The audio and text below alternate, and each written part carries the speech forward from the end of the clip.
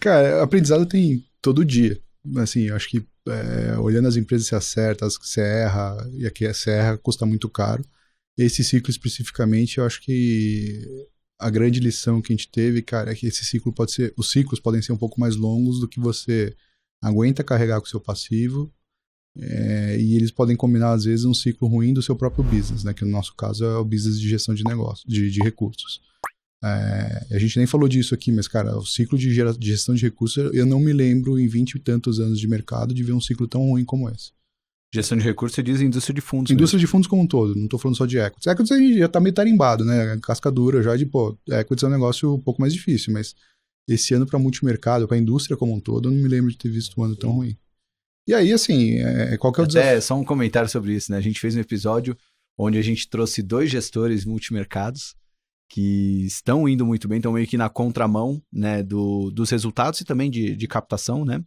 É, e um deles já saiu a notícia que ele vai descontinuar a gestora porque deve ir trabalhar em outra gestora. Então, até para quem está indo bem, tá difícil manter o business, né? Então, realmente tá um ano bem difícil para o Sim, multimercado. a competição tá muito dura, né? Não é uma competição intramercado. Né? No final do dia, é óbvio que eu e o Chico, a gente tem dois fundos aqui, a gente acaba se encontrando em alguns rankings, mas no final do dia, o principal concorrente nosso são as não tributadas, aí, os isentos, cara. Isso aí é uma.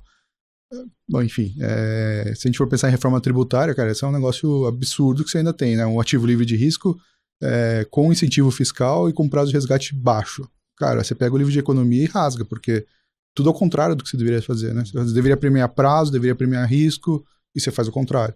E a indústria está lutando contra isso, e aparentemente está lutando meio sozinha.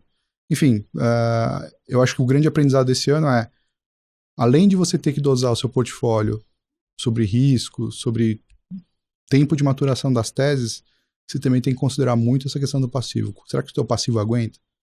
Pô, será quanto que eu tenho de convicção de botar um case que vai maturar 5 anos para frente, se, cara, todo mês a indústria está tomando resgate? Não sei, assim, a gente tem que saber dosar esse tipo de coisa também. Acho que esse é o aprendizado mais duro desse ano. Não é desse ano, né? Para equity está sendo do ciclo.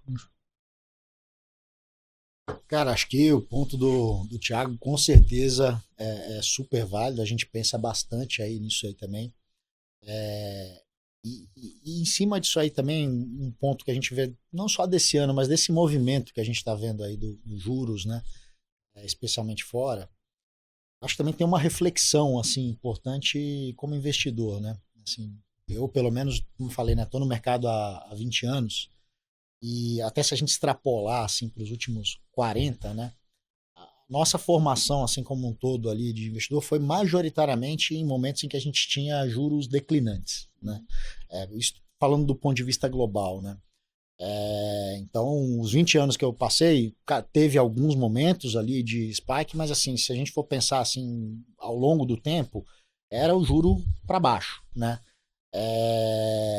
E você volta, enfim, o histórico, né? Eu não vivi, aprendi só em livro, mas na hora que você pega ali, desde o final da década de 70, né? Até o momento em que eu entrei no mercado, era uma história mais ou menos parecida, né? Então, assim, eu acho que muito do DNA nosso, da nossa formação como investidor, as histórias que a gente aprendeu, o que deu certo, enfim, como alocar capital, no final das contas, esse pano de fundo macro, ele estava meio presente e era um negócio assim meio dado ali como a realidade, né? E aí você vê essa movimentação, né, do que a gente tem vivido, né? Assim, pô, pega esses últimos, sei lá, 3, 4 meses, né, em que você teve essa empinada, né, das treasuries, né? E o estrago que isso fez assim no mercado, em todos os preços, né, em tudo, a gente tem uma reflexão, fala, cara, talvez a gente pode estar num momento onde vai ter uma realidade diferente para frente, né, assim, que vários dos componentes que fizeram a gente viver um mundo ali de juro declinante ali, uma tendência meio secular, né, de certa forma, talvez ela vai ser distinta, né, e aí isso eu acho que pode ser que faça com que vários pontos aqui do framework, da forma como a gente pensa as empresas de investimentos, ele talvez seja diferente, entendeu? Assim, o que funcionou para trás vai ser diferente do que vai funcionar para frente, né? Assim, então, na hora que a gente fala aqui, por exemplo, de coisas aí que cresceram, com composição de capital e tudo mais, com fluxo mais postecipado, muitas dessas coisas deu muito certo, né? Assim, na hora que a gente pega assim durante esse período. Mas estava nesse pano de fundo do juro declinante. Talvez não seja exatamente é a mesma questão, né? A própria questão da inflação, assim como um todo, né? Assim, parte do pano de fundo do juro declinante foi um período de inflação declinante, né?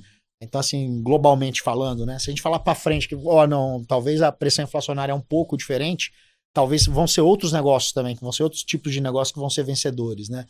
Então, eu particularmente, eu tenho gastado bastante tempo, assim, refletindo, pensando nisso e tentando ver o que precisa, talvez, adaptar ao framework se de fato se confirmar que essa é uma realidade, uma tendência nova aí, que, enfim, que possa durar décadas, enfim. O Howard Marks escreveu recentemente sobre isso, né? O Sea Change, né? Sea Change. Ele até traz foi de 20 para 0, né? A taxa de juros nos Estados Unidos ao longo dos 40 anos, né? Que tiveram alguns movimentos de alta, mas foi totalmente declinante. Quando começou a subir, veio a Covid e derrubou de novo, né? Enfim.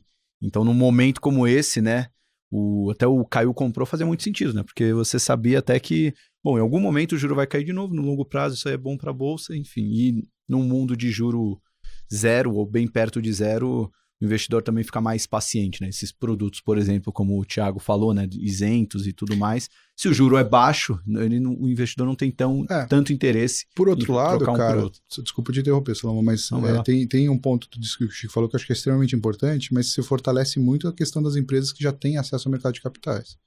Então você pega, por exemplo, toda a disrupção que a gente viu acontecer nos últimos anos, que foram fintechs, empresas de tecnologia que tinham easy money, não tem mais.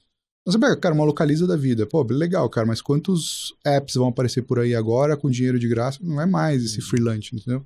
Então acho que para bons negócios, cara, esse negócio ainda vai dar uma barreira de entrada muito grande.